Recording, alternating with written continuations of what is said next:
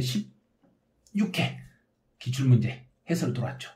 그러면 15회 시험 때 한번 어렵게 냈으니까 16회 시험을 한번 봐야 되겠죠. 그러면 16회 시험을 보면 그 전년도 시험에 어느 정도 난이도 있는가를 따라서 그 다음 연도 난이도가 약간 조절이 될 수 있어요. 그래서 그런 걸 고려하면서 문제를 한번 풀어보셨으면 좋았을 거예요. 그래서 기출문제를 막 풀면서 기출문제만 그냥 빨리빨리 풀려 하지 마시고 그때 당시에 이런 일이 있었구나. 이런 일이 있었기 때문에 이렇게 문제가 만들어졌구나. 이런 식으로 한번 즐기면서 한번 해보시기 바라네요. 자, 그러면 이 16회 기출문제 해설 들어가죠. 25번. 보통징수 방법으로 부과되는 거. 지방세 중에서 보통징수니까 재산세겠죠? 재산세가 대표적인 보통징수고 재산세 부과 변기돼서 나오는 지역자원시설세가 보통징수가 되는 거예요. 그럼 답 4번. 그래서 25번은 4번. 간단하잖아. 26번. 국내 소재 부동산에 관한 조세에 대한 설명으로 옳은 거. 취득세 부과되는 농어촌 특별세는 지방세가 틀렸네. 이거 제가 수업 시간에 했잖아요. 아무리 앞에가 농촌 느낌이 나도 농어촌 특별세는 국세다. 아시겠죠? 맞네. 그러죠. 예. 그 다음에 종합부동산세는 부부합산과세. 부부합산 무슨 소리 하세요? 개인별로 합산하여 과세합니다.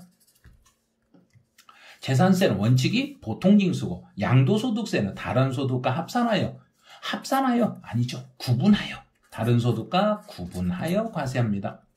또 종합부동산세는 주택에 대한 세금과 토지에 대한 세금을 합한 금액을 그 세금을 한다. 그럼 5번은 맞았네. 그래서 26번은 5번이 답이 되는 거예요. 27번. 취득세 과세 표준에 대한 설명 중 옳지 않는 걸 찾아라.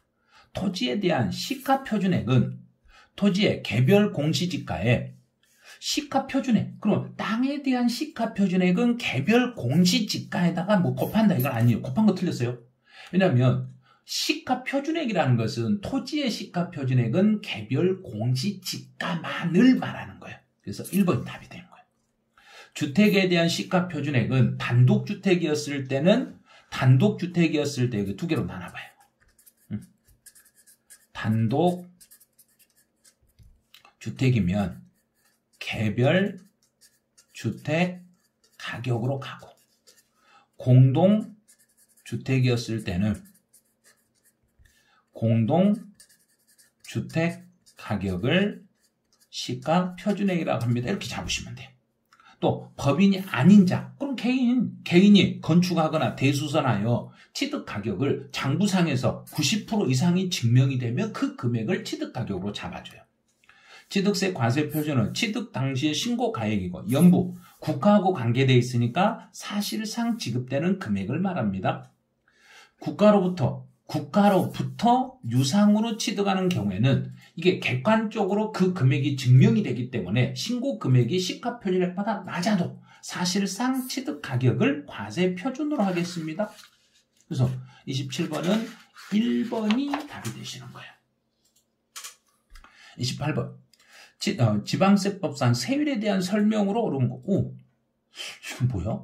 세율에 대한 설명. 그러면 해원제 골프장용 부동산이다. 그럼 취득세 세율은 해원제 골프장용 부동산을 취득했을 때 토지는 요거는 4배로 중과세하네? 사치성이니까. 그러면 서울특별시 내의 법인 본점 이동. 그럼 서울특별시에서 이거는 2배로 중과세하네? 근데 세율은 동일하다고 그랬으니까 틀렸죠. 자, 두 번째. 그 지역 사정에 따라 취득세 세율은 50% 조정할 수 있다고 맞았네? 아주 단순하네.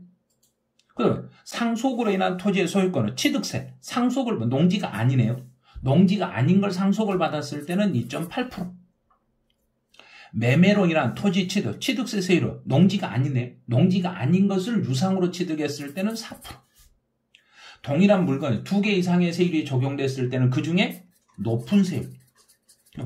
그래서 28번은 정답이 2번이 되는 거예요. 29번.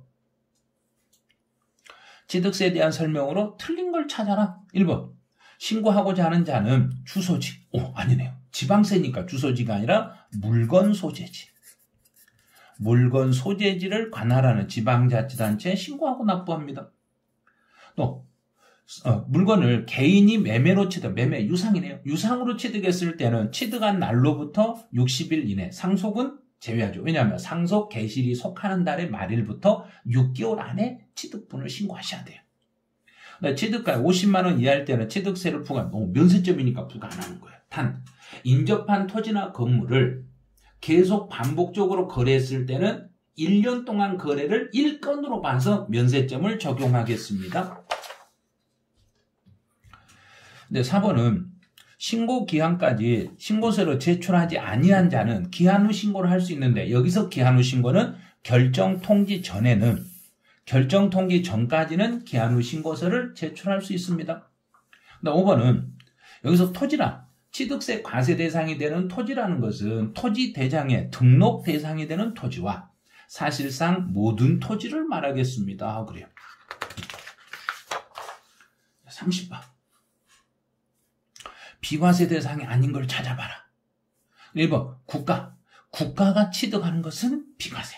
단 외국 정부가 취득하는 것도 원칙은 비과세. 예외적으로 우리 정부가 외국에 가서 물건을 취득했는데 우리에게 과세를 시켰을 때는 우리도 예외적으로 그 정부에게는 과세. 신탁재산의 취득조, 주택조합과 조합원 간의 거래다. 조합하고 조합원 간의 거래는 거래를 했기 때문에 요거는 과세가 됩니다. 그럼 답은 2번이네. 그래서 30번은 2번이 되시는 거예요.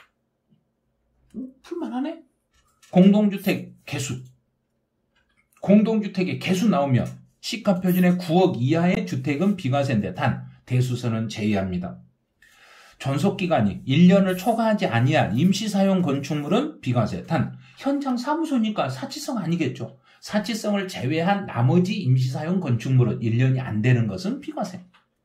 그다음 국가에게 수용을 당했다가 국가로부터 다시 환매권 행사로 다시 매수 가져왔다. 국가한테 넘겼다가 국가로 돌려받았으니까 비과세. 그럼 정답은 2번이겠죠. 31번. 등록면허세에 대한 설명으로 틀린 걸 찾아라. 1번. 하나의 물건이 여러 군데 지방에 걸쳐가지고 각 지방별로 등록면허세를 부과할 수 없으면 등록 환청 소재지. 그 다음에 할부금융. 할부금융이 은행업이네. 은행업은 중간세 하지 않네요. 근데 한다고 했으니까 틀렸죠. 그 다음에 소유권 보존 등기는 부동산 가액의 0.8. 납세 의무자는 등기 등록부상에 기재된 명의자. 등기부상에 이름을 기록했으며 기록한 그 사람에게 물리는 것을 등록면허세 납세 의무자라고 해요. 그래서 공부상, 등기부상에 이름을 기재한 그 사람이 내는 세금을 등록면허세라고 하겠습니다. 그래요. 그럼 이제 신고는 어떻게 해요? 5번은 등록면허세 신고는 어떻게 해요? 그러면 등록하기 전까지요. 등록하기 전까지 신고하고 납부를 해주시면 되겠습니다. 정답은 2번이 되네요. 32번. 재산세에 대한 설명으로 옳은 것. 재산세 과세 대상의 토지는 종합부동산세 토지의 정의와 다르다. 정의. 여기서 토지의 정의는 지적법에 나와 있는 토지의 개념을 갖다 쓰기 때문에 지적법상의 토지의 개념으로 둘이가 동일해요. 다르다 그랬으니까 틀렸어요. 약간 힘들죠. 그러면 재산세에서 토지도 지방세에 나와 있는 토지가 아니라 지적법상의 토지의 정의를 그대로 갖다 쓰는 거예요. 그러면 종합부동산세 토지도 지적법에 나와 있는 토지의 개념을 그대로 갖다 쓰기 때문에 재산세 토지의 정의하고 종합부동산세 토지의 정의는 둘이가 일치하시는 거예요.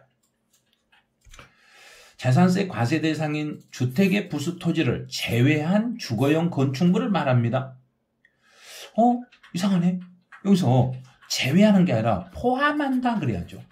포함한다. 그래서 주거용으로 사용하는 건축물과 그 부수 토지를 합해서 주택이라고 그래요. 터미널은 별도 합성하고 자동차는 별도인데 터미널로 사용하는 것은 분리과세. 이건 상당히 좀 까다롭네요. 재산세 납세 의무자는 과세 등재되어 있는 자가 아니라 사실상 소유자. 공유 재산인 경우에는 그 지분에 해당하는 지분권자. 그러면 지분 표시가 있으면 지분율로 나누고 지분 표시가 없으면 균등하게 나눠가지고 그 지분권자를 납세 의무자로 하겠습니다. 그럼 32번은 5번이 되시는 거예요. 문제를 이렇게 풀다 보니까 이거 문제가 참 어려운 것도 같고 쉬운 것도 같고 그러죠. 어렵고 쉬운 거 막 이렇게 따지면 이거 문제를 이걸 이렇게 풀어도 되나? 그런데 이게 해석이 좀 된 거예요. 법 지문으로 그대로 출제한 게 아니라 법 지문을 출제위원이 약간 각색을 하고 해석을 해버렸기 때문에 문제를 푸실 때 아차하는 순간에 틀리게 되시는 거예요. 그래서 이렇게 선생님들이 문제를 낼 때 이거를 약간 바꿨을 때 문제 이게 조금 이상한데 그러면 바로 다음 지문으로 이렇게 보면서 문제를 풀어주시면 조금 더 빨리 풀 수 있으실 거예요. 33번으로 가보죠. 재산세 세율이 비례세율로 되어 있는 과세. 비례세율. 그럼 종합합산 토지는 0.2에서 0.5까지 초과 누진세. 분리과세는 0.07%짜리도 나올 수 있고 0.2%도 나올 수 있고 4%도 나올 수 있으니까 이거는 비례세율이네. 네, 건축물, 공장용 건축물은 광역시, 도시의 주거지역에 있는 것은 0.5%니까 이것도 비례세율이네. 또 주택, 별장을 제외한 주택은 0.1에서 0.4까지 초과 누진세율이네. 그럼 비례세율로 된 걸 찾아라 그랬으니까 니은, 디귿 이렇게 찾으시면 돼. 그래서 33번은 4번이 답이 되시는 거예요. 자, 34번. 재산세, 부가징수에 대한 설명을 옳지 않는 거. 건축물, 선박 항공기는 7월달. 250만원 초과 500만원 이하인 경우에는 250 초과하는 금액을 2개월 안에 분할할 수 있고, 주택을 6억을 초과했다. 주택이 6억을 초과해서 세부담의 상한은 100분의 130이 되는 거예요. 그래서 주택은 아무리 상한제를 적용해도 100분의 150은 나올 수 없어요. 토지와 건축물은 100분의 150이 나올 수 있는데 주택인 경우에는 100분의 150이 절대 안 나와요. 그래서 주택인 경우에는 6억을 초과했을 때는 100분의 130을 초과하면 100분의 130을 상한제로 하겠습니다. 그래서 정답은 3번 이게 틀렸어요. 4번은 최근에 이제 개정된 지문인데 한번 참고만 하세요. 위탁자가 신탁 설정일 이후에 이제 법정기일이 도래하는 재산세에 대해서 그 신탁 재산에 대하여 발생한 재산세를 체납을 했을 때 위탁자의 재산을 압류해가지고 매각에도 부족하게 되면, 그럼 여기서 그 말이 뭐냐면 체납 처분을 하여도 징수할 금액에 미치지 못한다. 이 말은 압류해서 매각을 해도 그 세금에 미치지 못했을 때는 그 신탁 재산으로서 위탁자의 재산세를 수탁자가 납부할 의무가 있습니다. 왜? 자기가 가지고 있는 게 나의 게 아니잖아요. 위탁자 재산이기 때문에 위탁자를 대신해서 그 신탁 재산을 내놓을 수 있습니다. 이런 뜻이에요. 재산세를 징수할 때는 정부가 고지서를 보내는데 이 고지서를 보낼 때 늦어도 납부 개시 시 5일 전에는 발급을 해주셔야 되겠죠. 35번 문제로 가죠. 종합부동산세에 대한 설명으로 옳은 걸 찾아라. 종부세 과세 기준일은 6월 1일이에요. 재산세 과세 기준도 6월 1일이에요. 맞았네.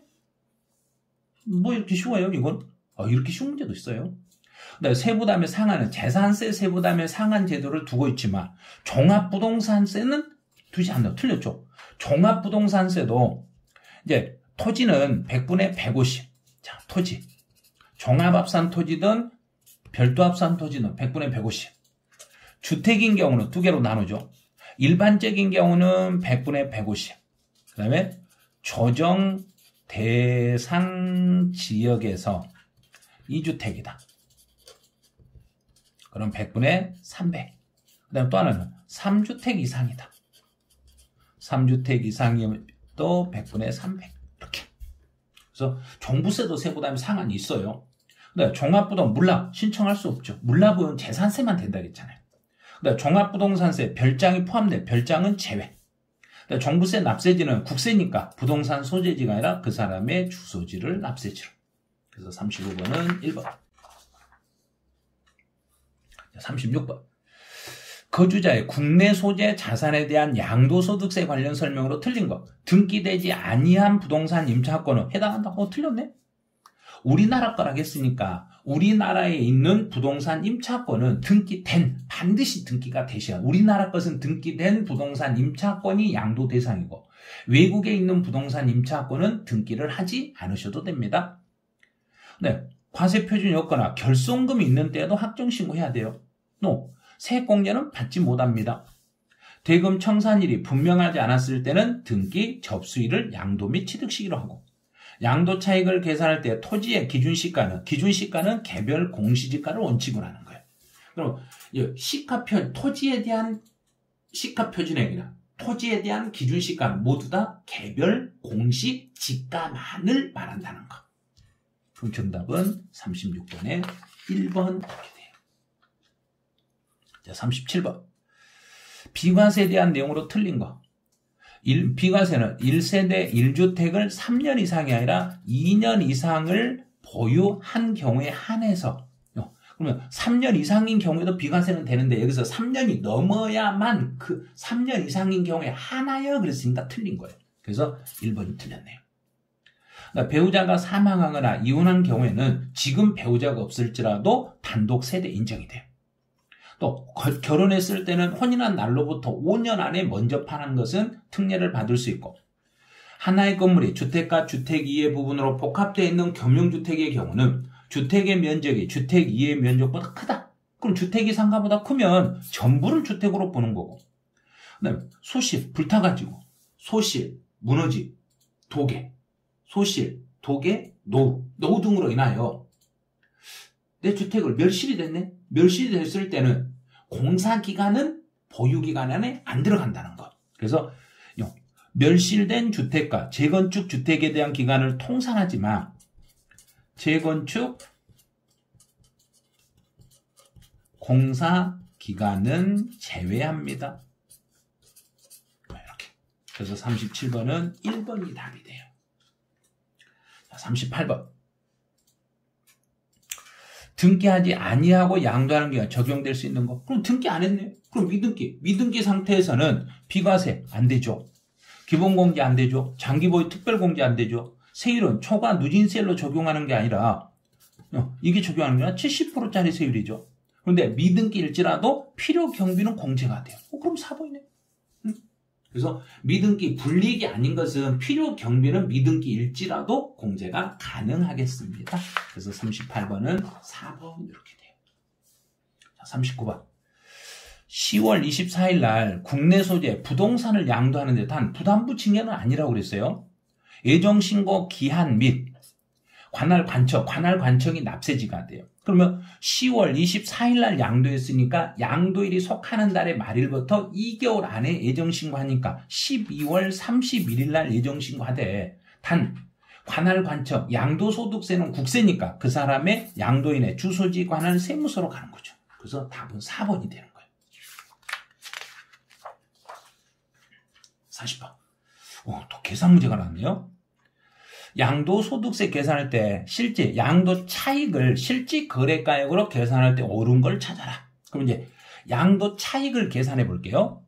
첫 번째로 양도 가액을 먼저 얼른 계산하셔야 돼요. 실제 양도 가액은 5억입니다. 여기서 이제 취득 가격을 빼는 거죠. 취득 가격. 그럼 양도 가액을 실거래가로 했으니까 취득 가액도 실거래가로 2억을 빼요. 필요 경비를 또 빼요. 필요 경비를 양도에 직접 지출한 비용 1,000만 원 있네요. 그럼 이제 이게 양도 차익이 되는 거예요. 5억에서 2억을 빼면 3억. 3억에서 1,000을 빼니까 2억 9천. 2억 9천. 2억 9천. 4번 답이 있네. 그냥 답 빼기 문제네. 계산이 어려워가지고 포기하려고 했더니 아니네요. 이렇게 계산이 나오면 포기할 필요가 없는 거죠. 그래서 이렇게 계산 문제 나오면 절대 포기할 필요가 없는 거예요. 여러분들 이제 계산 풀다 보면 이제 요령도 생기실 거예요. 이거는 포기해야 될 문제. 이건 한번 해볼까? 계산기로 눌렀더니 더하기 빼기 하고 빼기만 하니까 답이 나와버렸네. 그럼 여기서 중요한 것은 필요 경비를 어떤 것까지 빼주냐. 그럼 자본적 지출, 실제 양도 직접 비용은 필요 경비로 빼줄 수 있는 거예요. 그런데 수익적 지출은 안 되는 거 아시죠? 그래서 수익적 지출은 그 자산의 유지를 위해서 필요한 비용은 이건 안 된다는 거예요. 그래서 40번은 4번 문제. 그래서 여기까지 이제 문제를 한번 풀어보니까 15회 시험하고 16회 시험하고는 16회 시험이 약간 더 쉬웠다는 걸 아실 거예요. 근데 그래서 예전에 홀수차에는 시험 문제가 약간 어렵게 나오고 짝수차에는 약간 쉽게 나온다는 게 한 번 난이도 올라가면 그 다음에 조금 낮추고 그럼 낮추니까 또 너무 많이 맞춰. 그럼 살짝 올리고 그래서 이렇게 사이클을 이렇게 그래서 올라갔다 내려갔다 올라갔다 내려갔다. 그런데 이번이 32회 시험이잖아요. 그래서 어떨 때는 홀수차의 시험이 어려웠다 그러면 짝수차에 조금 낮고 짝수차가 홀수차가 시험 문제가 쉬웠다 그럼 짝수차 올라오고 근데 세법은 그렇지 않아요. 세법은 거의 비슷해요. 그래서 지금까지 평균적으로 세법 문제는 난이도가 그 전에 나왔던 출제했던 난이도하고 거의 유사하게 비슷한 수준으로 출제를 하다 보니까 이번 31회 시험도 뭐 그렇게 쉽지는 32회죠. 32회 시험도 그렇게 쉽지는 않을 거예요. 여러분들이 많이 물어보시더라고요. 32회 시험에서는 세법의 난이도가 어떨까? 그건 모르죠. 제가 출제 요인이라면 제가 말해드릴 수 있는데 출제 요인 아니잖아요. 그래서 출제 요인은 그 전년도의 기출문제를 보고 그 수준을 유지하기 때문에 그때 기출문제를 많이 풀어보신 분들만 그걸 찾아낼 수 있을 거예요. 자, 이제 여기까지 이제 16회까지 오셨는데 아직도 구독을 안 누르신 분 있어요. 에이, 선생님 구독 안 눌러도 밴드에서 볼 수 있잖아요. 볼 수는 있죠. 그래도 구독, 좋아요, 알람 세 가지, 한 세트 세 가지로 바로 해놓으시고 이제 18회 준비를 하시면 돼요. 그래서 여러분의 구독이 저희 영상을 제작하는데 많은 도움이 되니까 구독, 좋아요, 알림 설정 부탁합니다. 네, 여기에서 해설 강의를 마치죠. 네, 수고하셨습니다.